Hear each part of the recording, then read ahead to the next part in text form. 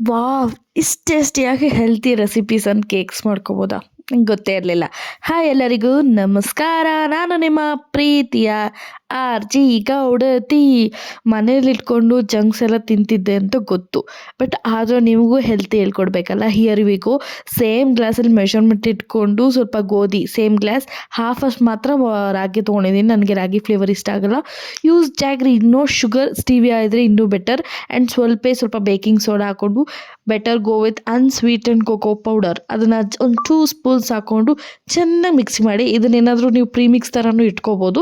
ಇದಕ್ಕೆ slim milk ಮಾಡ್ಕೊಳ್ಳಿ and ಈ ಥರ ಕನ್ಸಿಸ್ಟೆನ್ಸಿ ಇರಬೇಕು. And then go with sandwich ಮೇಕರಲ್ಲಿ ಒಂದು ಸ್ವಲ್ಪ ಬಟರ್ ಗ್ರೀಸ್ ಮಾಡಿಬಿಟ್ಟು ಇದನ್ನ ಹಾಕಿ ಇಟ್ಬಿಡೋಣ. ಈಗ ಒಂದು ಬೌಲಲ್ಲಿ ಮಿಕ್ಕಿರೋದ್ರಲ್ಲಿ ಕೇಕ್ ಮಾಡೋಣ. ನನಗೆ ಅಷ್ಟು ಪೇಷನ್ಸ್ ಇಲ್ಲ ಎಲ್ಲ ಸ್ಯಾಂಡ್ವಿಚ್ ಮಾಡ್ಕೊಂಡು ಕೂತ್ಕೊಳ್ಳೋಷ್ಟು. Then we go with the taste. ನಿಜವಾಗ್ಲೂ ಸ್ವೀಟ್ ರಾಗಿ ಫ್ಲೇವರ್ ಅಷ್ಟು ಬರೋದಿಲ್ಲ. ಮೈದಾ ಯೂಸ್ ಮಾಡಲಿಲ್ಲ, ಹೆಲ್ತಿಯಾಗಿರುತ್ತೆ. ಇನ್ನೊಂದು ಟ್ರಿಕ್ ಏನು ಗೊತ್ತಾ? ಈ DBC ಥರ ತಿನ್ಬೋದು, ಬಟ್ ಹೆಲ್ತಿ ಅಂದಿರೋದಕ್ಕೆ ಐಸ್ ಕ್ರೀಮ್ ಇನ್ಕ್ಲೂಡ್ ಮಾಡಿಲ್ಲ. ಹಾಟ್ ಚಾಕ್ಲೇಟ್ ಮಾಡಿಬಿಟ್ಟು ಇದ್ರೊಳಗೆ ಹಾಕ್ಕೊಂಡು ತಿಂತಿದ್ರೆ ನೆಕ್ಸ್ಟ್ ಲೆವೆಲ್. ನನಗದೇನೋ ತಿಂದಾಗೆಲ್ಲ ಒಂಥರ ಖುಷಿ. ಅದಕ್ಕೆ ಯಾವಾಗಲೂ ತಿಂದಮೇಲೆ ಒಂದು ಕಿಸ್ ಕೊಡ್ತಾ ಇರ್ತೀನಿ.